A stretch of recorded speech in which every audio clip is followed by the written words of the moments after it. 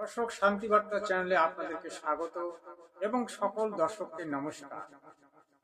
আপনারা জানেন বাংলায় হাজারো কীর্তনিয়া আছে, হাজারো ধরনের কীর্তন করে। এমন একজন ব্যক্তি আজ কীর্তনে বলবেন যে এই যে আমাদের বেঙ্গলের মধ্যে একজন বিখ্যাত কীর্তনিয়া, তার নাম হচ্ছে শম্পা গোস্বামী। এই শম্পা গোস্বামীর চরিত্রটা কেমন, এই নিয়ে আজকে তিনি বিস্তারিত বলবেন। আপনারা ভিডিওটি যদি শেষ পর্যন্ত দেখেন তাহলে শম্পা গোস্বামীর মতো কীর্তনিয়ার চরিত্র কতটা মহান, কতটা খারাপ এবং কতটাই বা গুণের, কতটাই বা অগুণের, সে সম্পর্কে আজ কিন্তু বিস্তারিত এই ভিডিওতে আলোচনা হবে। তারপরে সঙ্গে আছেন দীনবিষ্ণু ঠাকুর, প্রদীপ পাল এবং আরো অনেক ধরনের কীর্তনিয়া। আপনারা এই ভিডিওটি শেষ পর্যন্ত দেখলে অবশ্যই আনন্দ উপভোগ করতে পারবেন এবং হরিনামের যে মাহাত্ম্য, সেই হরিনামের মাহাত্ম্যটাও জানতে পারবেন এবং কার মুখে হরিনাম শ্রবণ করলে আপনাদের মঙ্গল হবে সে সম্পর্কেও কিন্তু আপনারা বিস্তারিত এই ভিডিওতে জানতে পারবেন। তাই আপনাদের কাছে আমি অনুরোধ রাখবো যে ভিডিওটি শেষ পর্যন্ত দেখবেন এবং অবশ্যই শান্তিবার্তা চ্যানেলটিকে সাবস্ক্রাইব করে রাখবেন। ধন্যবাদ। তাহলে চলুন এবার ভিডিওটা স্টার্ট করি। অনুরাধা ভট্টাচার্য নিজে বলছেন, আমার কাকু কীর্তন সম্রাট। তবে শুনে নাও, এই জগতে যদি কীর্তনের সম্রাট বলে কেউ থেকে থাকে তাহলে আমার গৌরহরি। কোন কীর্তনিয়া নয়, সে যত বড়ই কীর্তনিয়া হোক না কেন, সে সুমন ভট্টাচার্যই হোক না কেন, কৃষ্ণ পালই হোক না কেন, রাধাপদই হোক না কেন, শম্পাই হোক না কেন, প্রদীপ পালই হোক না কেন, সব্যসাচী হোক না কেন, পলাশ সরকার হোক না কেন, কেউ কীর্তন সম্রাট নয়। যদি কীর্তনের সম্রাট কেউ থেকে থাকে ত্রিভুবনে, একমাত্র আমার শ্রীমন মহাপ্রভু। এই কীর্তনের জায়গাটা এখন বেশ্যাখানা হয়ে গেছে মায়েরা। এই কীর্তনটা এখন কীর্তন নেই,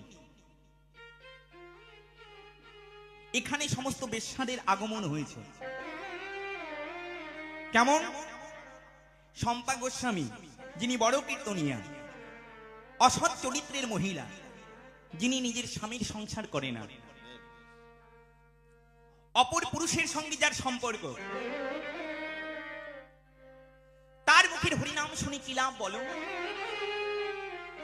দুশ্চরিত্রের মহিলা যিনি, শাস্ত্রে বলছে যে করে না স্বামী ভক্তি বউ হওয়া কি তার সাজে। যে করে না স্বামী ভক্তি বউ হওয়া কি তার সাজে। অপরকে জ্ঞান দাও, নিজেই তা মানে না। অপরে নারীকে বলে স্বামী ভক্তি করো, নিজেই ভক্তি করে না। তার মুখের কীর্তন শুনে জীবের কোনো লাভ হবে না। এমন কীর্তনিয়া হয়ে কি লাভ? নিজে নিজের স্বামীকে ভক্তি করে না, অপরকে জ্ঞান দেয়।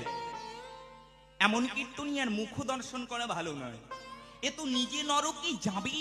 আচ্ছা, আমরা এত বলি তোমরা ভক্ত হও, ভক্ত হও, ভক্ত হও। আর এই ভক্ত হওয়া কি অত সোজা? ভক্ত আম শক্ত নয় রে। ভক্ত হতে গেলে অনেক কিছু পরিত্যাগ করতে হয়। এখনো নিজের ভিতরে কামনা বাসনা পরিত্যাগ হয় নাই। নিজের স্বামীকে যে স্বামী বলে মানে না, অপরকে জ্ঞান দিলে পারে অপর ব্যক্তি তোমার কাছ থেকে কি শিখবে বলো?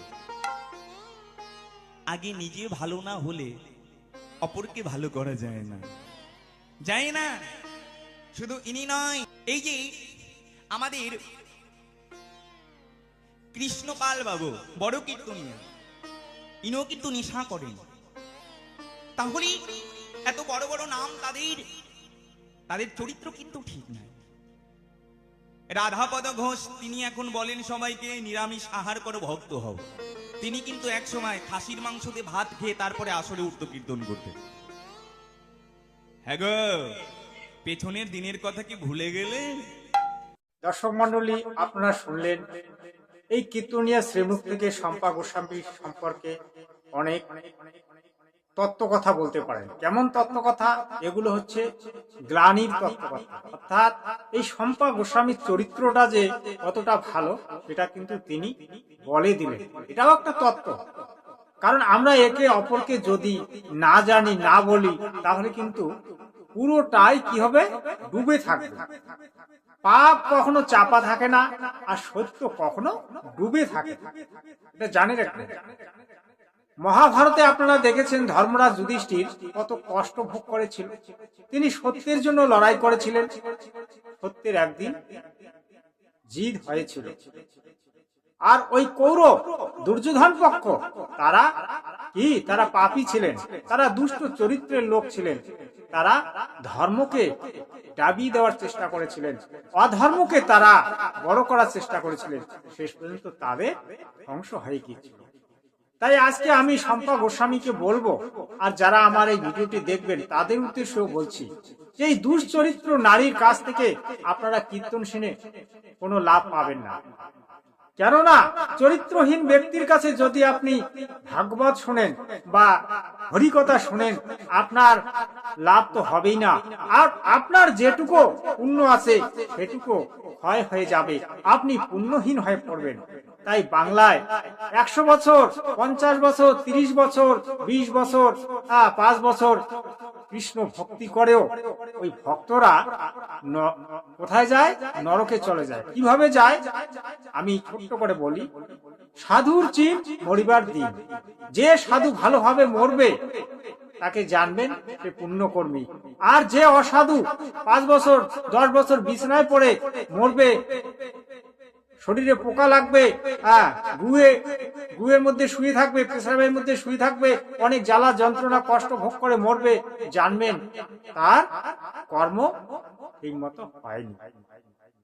তাই আজ শম্পা গোস্বামীকে আমি বলবো যে আপনি আজ বাংলাটাকে নষ্ট করে দিয়েছেন, বাংলার ভক্ত সমাজকে নষ্ট করে দিয়েছেন। আপনি একটা কুলাঙ্গার, আপনি একটা কলঙ্কিনী, আপনি একটা ভ্রষ্টা নারী। তোমার মুখ থেকে হরিকথা শুনে কারো কোনো লাভ হয় না, বরং লোকসান হচ্ছে। হরিকথার তুমি কি জানো? তুমি তো ওই গোলকপতি কৃষ্ণের কথা বলছো, তুমি তো ওই যশোদা মায়ের যে সন্তান সেই কৃষ্ণের কথা বলছো, ওই দেবকী মায়ের যে সন্তান সেই কৃষ্ণের কথা বলছো। তুমি কি জানো আসল কৃষ্ণ? সেটা তুমি জানো? আসল কৃষ্ণ হচ্ছে ব্রহ্ম কৃষ্ণ। গৌরাঙ্গ মহাপ্রভু এই কৃষ্ণের কথা বলেনি, তিনি বলেছিলেন গৌরাঙ্গ মহাপ্রভু বলেছিলেন সেই ব্রহ্ম কৃষ্ণের কথা। আর আপনি যশোদা মায়ের সেই কৃষ্ণের কথা নিয়ে সকলকে মাতিয়ে তুলেছেন, সকলকে বলছেন কৃষ্ণ নাম গাহো। তুমি নিজেই জানো না যে আমাকে কোন কৃষ্ণ নাম গাইতে হবে। ওরে শম্পা গোস্বামী দিদি, আমি তোমাকে অনেক শ্রদ্ধা সম্মান করতাম, কিন্তু এই ভিডিওটা দেখার পরে, জানার পরে তোমার প্রতি আমার শ্রদ্ধা সম্মান একেবারে ডুবে গেল। আশা করি আমার এই ভিডিও যারা দেখবেন তারাও শ্রদ্ধা সম্মান করবেন না। কেননা আপনি আপনার জীবনে যতটুকু পুণ্য সঞ্চয় করেছেন সেই পুণ্যটুকু আশা করি আপনি শেষ করতে চাইবেন না। তাই এই কলঙ্কিনী, এই কুলাঙ্গার কীর্তনিয়া থেকে দূরে থাকবেন। আরো বলি, গীতায় যে বাণী আছে, মাহাত্মে দেখবেন 18 অধ্যায়ের পরে যে গীতা মাহাত্ম্য আছে, সেখানে দেখবেন যে গীতা পড়ে নাই, যে গীতা জানে না, যাহার জ্ঞান গীতায় কীর্তিত হয় নাই, তার মনুষ্য জন্মে ধিক, তার কুলশীলতাকে ধিক, তার বংশে ধিক, তার শিক্ষায় ধিক, তার মান মর্যাদাতে ধিক, তার স্ববংশে ধিক। গীতা জ্ঞানদাতা এটা বলেছিলেন। তুমি ব্রহ্ম কৃষ্ণের কথা না বলে তুমি কোন কৃষ্ণের কথা বলছো? সেই কৃষ্ণ কে জানো? সেই কৃষ্ণ ব্রহ্ম কৃষ্ণের খেলার পুতুল ছিল। আজকে বলতে বাধ্য হচ্ছি, আপনারা অনেকে দুঃখ পাবেন, কিন্তু কথাগুলি সত্য ভাই। আমি অনেক রিসার্চ করেছি, হয়তো আমার কপালে কোনো ফোঁটা নেই, গলায় মালা নেই, তাই বলে কি আমি তত্ত্ব কথা জানি না? আমি তত্ত্বদর্শী গুরুর শিষ্য। জোর গলায় আমি বলতে পারি, জগতে অনেক গুরু আছে ভাই, সদ্গুরু অতি বিরল, আর তত্ত্বদর্শী গুরু তো আরো অতি বিরল। তত্ত্বদর্শী গুরু একটাই হয় মাত্র, হাজারো হয় না। আর সদ্গুরু একটাই হয় ভাই। সদ্গুরু সেই হয় যে ব্যক্তি পরমাত্মার অংশ অবতার অথবা নিজেই পরমাত্মা। অথবা পরমাত্মার পাঠানো কোনো দূত, সেই একমাত্র সদ্গুরু হয়।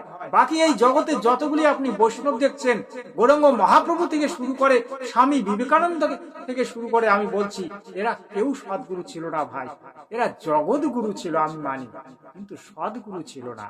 তাই সদ্গুরুর আশ্রয় গ্রহণ করলেই তবে আপনি সদ্ভক্তি পাবেন, সৎ জ্ঞান বুঝবেন, এবং আপনার যে অন্তর আত্মার বিকার সেটা নষ্ট হবে। আত্মতত্ত্ব জ্ঞান আপনি লাভ করতে পারবেন, পরম তত্ত্ব জ্ঞান আপনি লাভ করতে পারবেন। অন্যথা ওই অথার সমুদ্রের মধ্যে হাবুডুবু খেয়ে আপনি কিন্তু নিজের জীবনটাকে শাস্ত্র বিরুদ্ধ সাধনা করে শেষ করে দিচ্ছেন। তাই আমি বলবো, এই শম্পা গোস্বামীর মতো কীর্তনিয়ার মুখ থেকে যারা কীর্তন শোনে তারা পাপী, তারা নিজেরা পাপ নিজেরাই ডেকে নিয়ে আসছে। তাই এই ভিডিও দেখার পরে আমি অনুরোধ রাখবো যে শম্পা গোস্বামীর কীর্তন শুনবেন না। যদিও কেউ তাকে আসরে ডাকে, তাহলে তার কীর্তনে আপনারা যাবেন না, না হলে আপনার যেটুকু পুণ্য সেটুকু শেষ হয়ে যাবে। এর আমি প্রমাণও দিচ্ছি। আপনারা গরুর পুরাণ পড়বেন, গরুর পুরাণের আপনারা 30 থেকে 40 পৃষ্ঠার মধ্যে দেখবেন, সেখানে দেখবেন ওই যারা এই ভণ্ড, যারা আজকে হরিকথা তো বলছে কিন্তু নিজের চরিত্রটাকে ঠিক করছে না, আর তার মুখে যদি আপনি হরিকথা শোনেন তাহলে আপনাকে নরকগামী হতেই হবে। 100% গ্যারান্টির সঙ্গে আমি বলছি। এগুলো রিসার্চ করুন ভাই, ছোট্ট একটা গীতা ঘরে নিয়ে আসে পড়ুন। একজন ভক্ত কমেন্ট দিয়েছিলেন যে দাদা আপনি একটা বইয়ের কথা বলেছিলেন, সেই বইটার নাম কি? সেই বইটার নাম হচ্ছে ভাই জ্ঞান গঙ্গা। জ্ঞান গঙ্গা একটা ঘরে নিয়ে এসে পড়ুন, আপনি দেখবেন সেখানে সনাতন ধর্মের মূল তত্ত্ব কথাগুলি পাবে। আমি এখানে ছবিটি লাগিয়ে দিচ্ছি, যদি ওই ভাই আমার ভিডিওটা দেখে তাহলে সে বুঝতে পারবে। তাহলে চলুন এবার আমরা আবার ওই দীনকৃষ্ণ ঠাকুর, প্রদীপ পাল এবং গুরুদাস গাইনের কিছু কথা কীর্তন নিয়ে আমরা ভিডিওটা আবার শুরু করব। ততক্ষণে বলবো আপনার সর্বদা শান্তিবার্তা চ্যানেলটিকে ফলো করবেন, আর চ্যানেলটিকে সাবস্ক্রাইব করে নেবেন, আর সুন্দর করে একটা কমেন্ট পাঠাবেন। ধন্যবাদ আপনাকে। সুন্দর একটা দৃষ্টান্ত মনে পড়ে গেল বাবা। হরিনাম শ্রবণ করলে তার কি ফল পাওয়া যায়? হ্যাঁ, তো একটুখানি বলি মা, ছোট্ট করে শুনে নিন, ভালো করে শুনে নিন বাবা, একটু বলি শুনুন। এই সংসারের কথা বলি মা, আমরা যে ছেলে মেয়ে সংসার আত্মীয় পরিজন নিয়ে জীবন কাটাচ্ছি, তারা আপনাকে ততদিনই ভালোবাসবে যতদিন আপনার ক্ষমতা থাকবে। যেদিন আপনি আর কিছু দিতে পারবেন না, সেদিন কিন্তু এই সংসার আপনাকে আর ভালোবাসবে না। এই মায়ার সংসার ততক্ষণই ভালোবাসবে যত সময় আপনি দিতে পারবেন। তার প্রমাণ শুনুন, একটু ছোট্ট করে বলি। কৃষ্ণ হলো, এই কৃষ্ণ হলো ব্রহ্ম কৃষ্ণ। এই যে রাম কথাটা, এটা হলো ব্রহ্ম রাম। এই যে হরে কথাটা, এটা হলো ব্রহ্ম হরে। তাহলে হোয়াট ইজ ব্রহ্ম? ব্রহ্মটা কি ভালো করে ভাববেন। আমার যে ছেলেটা হরিনাম দিয়েছিল তখনকার দিনের পণ্ডিত, দুটো বাহু তুলে বলল, ব্রহ্মটাকে যদি না চিনতে পারো তাহলে তোমার মনুষ্য জীবন বৃথা। বললেন সত্য কি? বললেন সত্য অন্ধকার। এই যে আলো, আলো সত্য নয়। যার কাছে কিচ্ছু থাকে না তার কাছে অন্ধকার। তাই আলো করতে গেলে শক্তি লাগে, কিন্তু শক্তি শেষ হলে অন্ধকার আসে। তাই দর্শক, আপনারা এতক্ষণ ধরে শুনলেন চার কীর্তনিয়ার মতামত। ব্রহ্ম নাম, ব্রহ্ম কৃষ্ণ, এটা কিন্তু গুরুদাস গাই বললেন। তা আপনারা আজকে কোন কৃষ্ণের ভজনা করছেন? সেই কৃষ্ণকেই তো আপনারা চেনেন না। যে কৃষ্ণের ভজন করা দরকার সেই কৃষ্ণের ভজন না করে আপনারাই গোলকপতি শ্রীকৃষ্ণের ভজন করছেন। যে শ্রীকৃষ্ণ নিজেই ব্রহ্ম নাম জপ করতেন, ওম নাম জপ করতেন, মহাদেবের পূজা করতেন। মহাদেবটা কে? মহাদেবটাই হচ্ছে ব্রহ্ম। আপনাদের এতটুকু নলেজ নেই। আপনারা 2-4টা গ্রন্থ পড়ে কীর্তনিয়া হয়েছেন, খালি স্রেফ লীলা গল্প কথা শোনান। আপনারা কয়টা বেদের নাম জানেন? 4টা বেদের নাম জানেন, আরো একটা বেদ আছে সূক্ষ্ম বেদ, সে সম্পর্কে আপনাদের কোনো ধারণাই নেই। সেখানেই আছে আত্মতত্ত্ব কথা এবং পরম তত্ত্ব কথা। আপনারা তো আত্মতত্ত্ব জ্ঞানই লাভ করতে পারেননি। আত্মতত্ত্ব কি সেটাই তো আপনারা বোঝেন না, তাহলে আপনারা মানুষকে কেন জ্ঞান দিতে আসেন?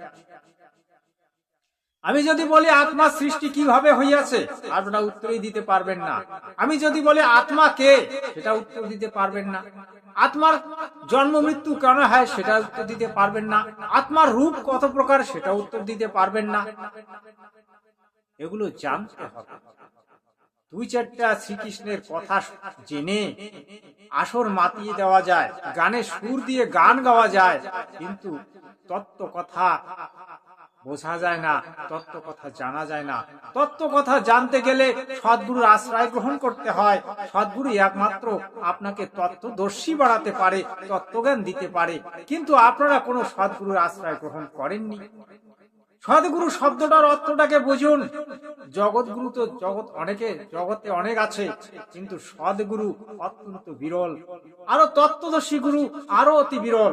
তত্ত্বদর্শী গুরু একজনই মাত্র হয়, যিনি পরমাত্মার স্বয়ং অবতার পুরুষ, অথবা স্বয়ং নিজেই পরমাত্মা, অথবা পরমাত্মার পাঠানো কোন দূত, তিনি একমাত্র সদ্গুরু হয়।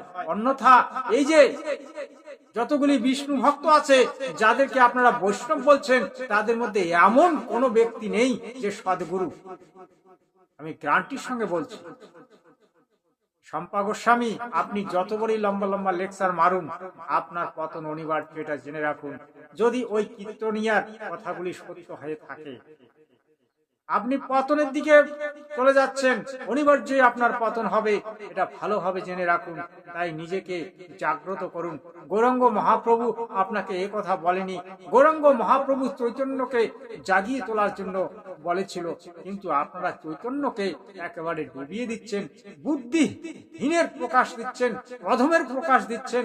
আপনাদের মতো নরাধম কুলাঙ্গার আর কেউ নেই। তাই প্রিয় দর্শক, আমি বারবার আমার ভিডিওতে অনেকবার বলেছি যে আপনারা এই ভণ্ড কীর্তনীয়দের কীর্তন থেকে দূরে থাকুন। এদের কথার কোন রকম কোনো 5 পয়সা দাম নেই। কে কি বলছে আবল তাবল, আর আপনাদেরকে লুঠে নিয়ে চলে যাচ্ছে। এদের মধ্যে কারোরই মধ্যে কোনো বাস্তবিক জ্ঞান নেই। আপনারা যদি বাস্তবিক জ্ঞান সংগ্রহ করতে চান, তাহলে আপনারা তত্ত্বদর্শী গুরু শরণ নিন। একজন কমেন্টে বলেছিল আমার গত ভিডিওটা দেখে, যে আপনি একটা গ্রন্থের কথা বলেছিলেন, সেটার নাম কি? সেটার নাম হচ্ছে জ্ঞান গঙ্গা। ওটা তত্ত্বদর্শী গুরু রচনা, জ্ঞান গঙ্গা। আবার বলছি জ্ঞান গঙ্গা, আর একটা আছে জীবনের পথ। এই দুটো গ্রন্থ আপনারা ঘরে নিয়ে আসে পড়ুন, আপনারা অনেক সত্য তত্ত্ব জানতে পারবেন। যা জানলে আপনারা জানার বাকি থাকবে না, সেটাই হচ্ছে জ্ঞান। শম্পা গোস্বামী তো কি জানে? শম্পা গোস্বামী কি জানে? কিচ্ছু জানে না, কোনো নলেজই নেই। আমি মনে করি ওই বহিরঙ্গ কিছু কথা জেনে তত্ত্ব জানা সম্ভব নয়। তত্ত্ব জানতে গেলে সদ্গুরুর আশ্রয় গ্রহণ করতে হবে, আমি বারবার বলছি। যাই হোক, ভিডিওটা লম্বা করছি না, এখানেই শেষ করছি। সৎ সাহেব, জয় হিন্দ, বন্দে মাতরম। সর্বদা শান্তিবার্তা চ্যানেলটিকে ফলো করবেন, আর সর্বদা শান্তিবার্তা চ্যানেলকে আপনারা কমেন্ট করবেন, তাহলে আপনাদের উদ্দেশ্যেই আমি সুন্দর সুন্দর ভিডিও নিয়ে আসবো। আবার বলবো, জয় হিন্দ, বন্দে মাতরম।